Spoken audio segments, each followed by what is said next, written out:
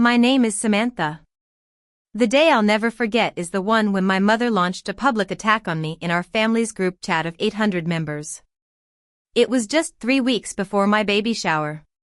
All I could see on my phone screen were messages bombarding in from states across the country: Ohio, New York, Texas, Florida, California, and Illinois. What have you done to this family? Are you out of your mind? Break the news gently? This is a disaster. The messages were like a tempest, ruthless and suffocating. But I didn't break down. Instead, I simply pinned a screenshot to my page. Within 40 minutes, the tide turned. The messages stopped coming to me and started flooding her inbox. That screenshot was not mine. It was from a 35-year archive kept by my aunt, my mother's twin sister. And she'd been biding her time for this very moment. To understand why this happened, you need to delve into my family's background. My family, the Harrisons, has been rooted in Virginia for 7 generations.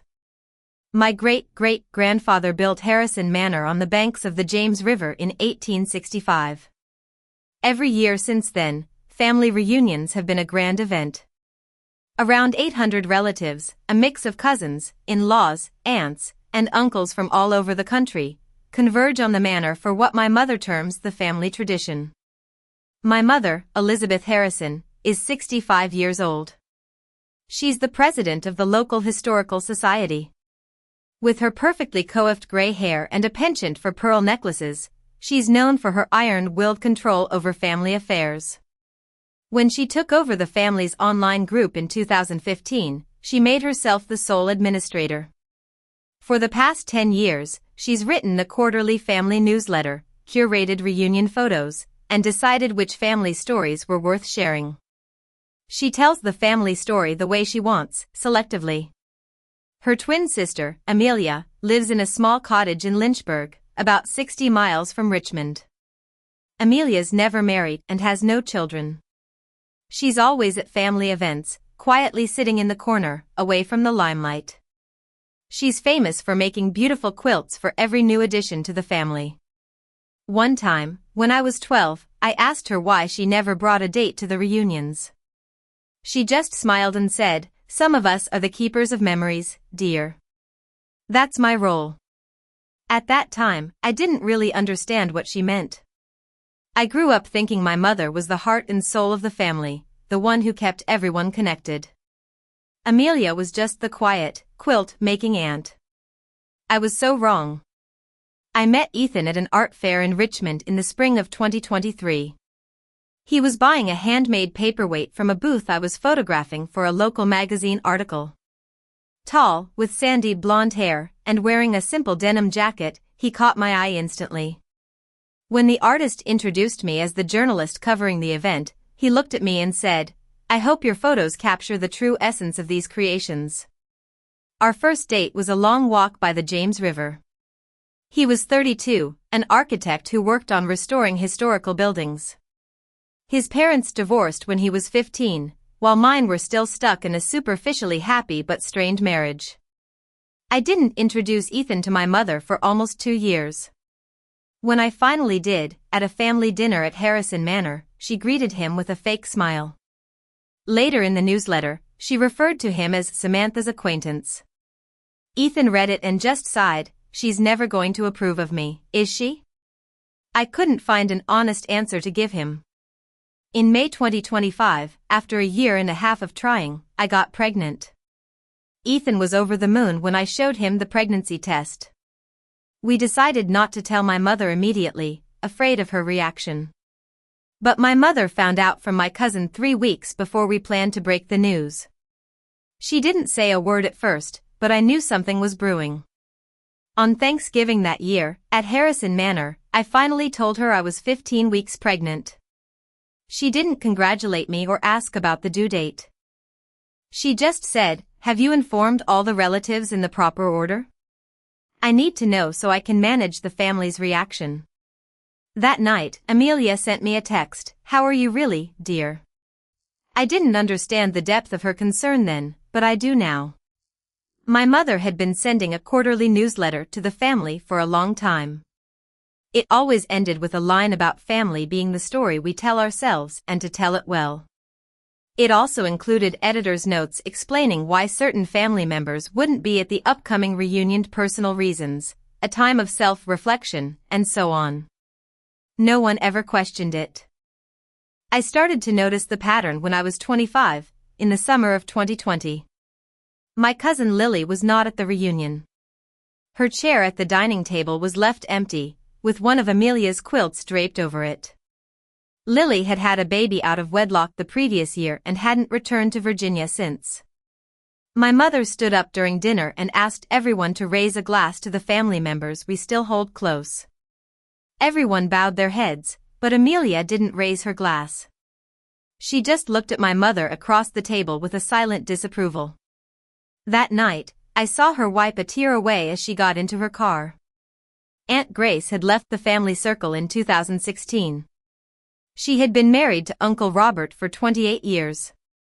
She and Uncle Robert divorced, but the family never really discussed the details. My mother's newsletters in the year before their divorce had become filled with subtle warnings about family values and appropriate behavior. After that, Aunt Grace was never mentioned in the newsletters again, and her portrait was quietly removed from the hallway at Harrison Manor. Then there was my cousin Sarah. She was 16 at a cousin's wedding in 2018. She wore a short red dress and danced a bit too freely. The next week, my mother sent multiple emails to Sarah's mother about the need to ensure our younger family members uphold our family's reputation. Sarah never came to another reunion after that. It was somewhere between Lily's absence and my mother's reaction to my pregnancy that I began to see the family my mother presented in her newsletters was a far cry from the real family. The day my mother's tirade hit the family chat was a Tuesday in mid-April. I was in my office working on a photo project when my phone started buzzing non-stop. I glanced at the screen and saw a flood of missed calls and text messages. The first screenshot came from my cousin Lucy, a nurse in Ohio. She messaged, "Your mother posted this. I'm so sorry." I opened the attachment and read the hateful words. On the third read, a phrase caught my eye: "Too many Harrison women have shamed our family name." My mother had used a similar phrase about Lily in 2020. I searched my inbox and found the old newsletter. It was like she was trying to write another woman out of the family. Ethan came home in the evening and read the post. He was quiet for a long time. Then he put his arms around me and asked, "What do you want to do?" I didn't know yet. Messages from all over the country kept coming in. Some were angry, some were concerned, but most were judgmental. At 10:14 p.m. My phone rang. It was Amelia. "Sweetheart, I'm on my way. I have something you need to see before you make any decisions. But first, you need to call your mother," she said calmly. I called my mother at 10:15. She answered on the second ring. I told her in a firm voice, "You will not be at the shower. This is not a request." She was quiet for a few seconds, then said, "I understand, Samantha." It was too easy. I knew she was up to something. Sure enough, 41 minutes later, she posted a second, more diplomatic but still manipulative post. She claimed she was just speaking the truth and wanted everyone to pray for my clarity. It got a lot of reactions but very few comments. At 11:46 p.m. Amelia pulled into my driveway. She was wearing a long wool coat and carrying a 3-inch thick black binder tied with a frayed ribbon. She sat down at my kitchen table, poured herself a cup of coffee, and started to talk. "Your mother and I were born 7 minutes apart, but she has always thought those 7 minutes gave her a higher standing in the family. In 1990, I was 31 and in love with a man named Jake. He was a musician, not from a well-known family.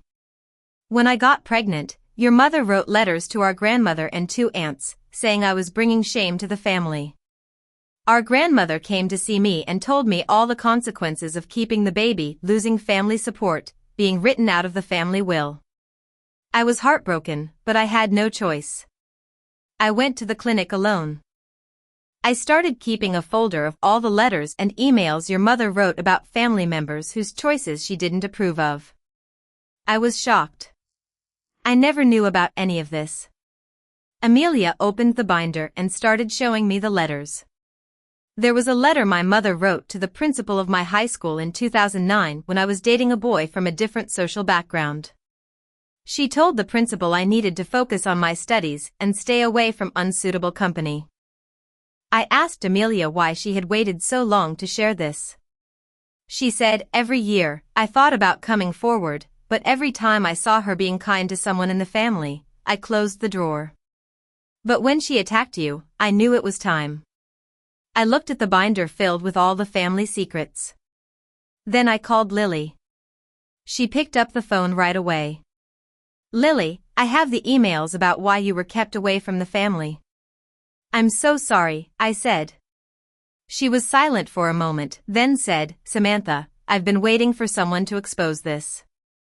If Uncle Robert apologizes to me and my son, I'll come to the shower." My father, Richard, also called me that night. He said, "I've known about all of this for a long time, Samantha. I'm sorry I didn't say anything. I'm moving into the guest room this weekend. And I'll pay for Lily's ticket to the shower." The next few days were a flurry of activity. We changed the shower venue from Harrison Manor to my house in Richmond. I crossed off the names of relatives who had liked my mother's first post without leaving a comment from the guest list. On Friday, my mother came to my house unannounced. She saw the open binder on the kitchen counter and said, "Samantha, if you take the evidence down, I'll keep quiet about the pregnancy. I'll give you your family back." She handed me an envelope.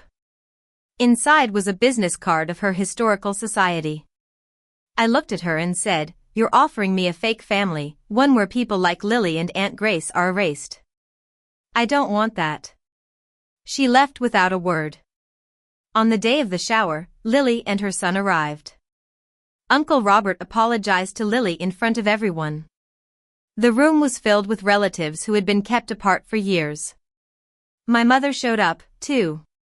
She saw the open binder and pleaded with me to give it to her. I told her, "This is the real family story, one that you tried to hide. I'm not giving it up."